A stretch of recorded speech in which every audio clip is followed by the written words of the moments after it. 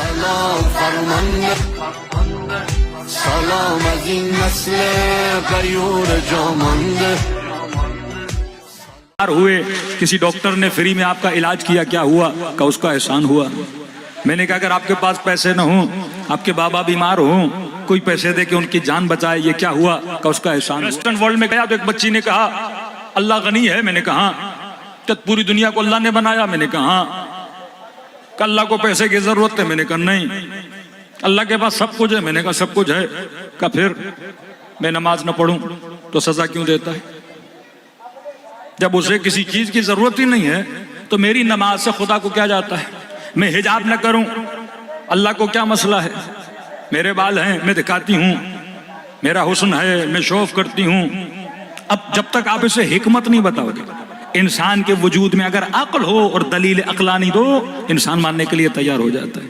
میں نے چھوٹی سی مثال دی، میں نے کہا دیکھیے کچھ اصول اخلاقی ہیں، مثلا اگر آپ کو پیاس لگے اور آپ اپنی اماں کو کہو کہ آپ کو پانی پلائیں اور وہ پانی کا گلاس لے کر آپ کو دیں، آپ اس کے جواب پہ کیا بولو گی؟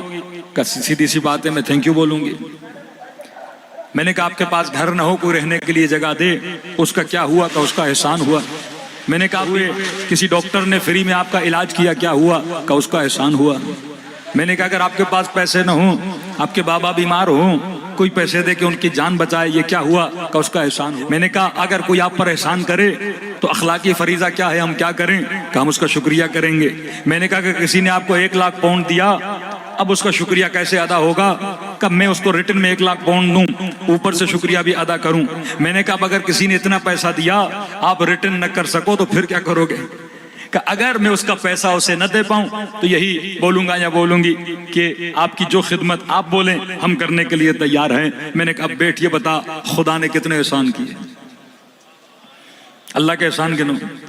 کہا تو نجس قطرہ تھا، اس نے تجھے انسان بنایا۔ ذرا انسان کی بناوٹ تو دیکھیں، نجس گندیدہ قطرہ، بدبودار قطرہ، اس نے انسان بنایا۔ میں نے کہا اللہ کی مرضی ہوتی چاہتا گدھا بناتا، گھوڑا بناتا، بلی بناتا، چوہا بناتا، لیکن اس نے کیا بنایا؟ انسان بنایا۔ جسم تو جسم جیسا ہے، وہ گدھے کا ہو یا انسان کا ہو، لیکن کمال انسان کیا ہے؟ اس نے اس جسم میں تجھے عقل دیا، اس نے وزڈم دیا، اس نے شعور دیا۔ یہ تجھے پتا ہے کہ میں نے سردیوں میں کیا پہننا ہے، گرمیوں میں کیا کرنا ہے، اپنے کمانے کے لیے کیسے جانا ہے، کہ اتنا چھوٹا سا جسم اتنی پوری کائنات کو مسخر کر دیتا ہے، کہ جہاز بنا کے ہواؤں میں اڑاتا ہے، کشتیاں بنا کے سمندروں میں چلاتا ہے۔ اتنا شعور انسان کو دیا کہ جنگل کے شیر کو قیدی کرتا ہے، اتنا شعور دیا کہ اپنے بدن سے زیادہ بڑے ہاتھی کو قیدی بنا دیتا ہے۔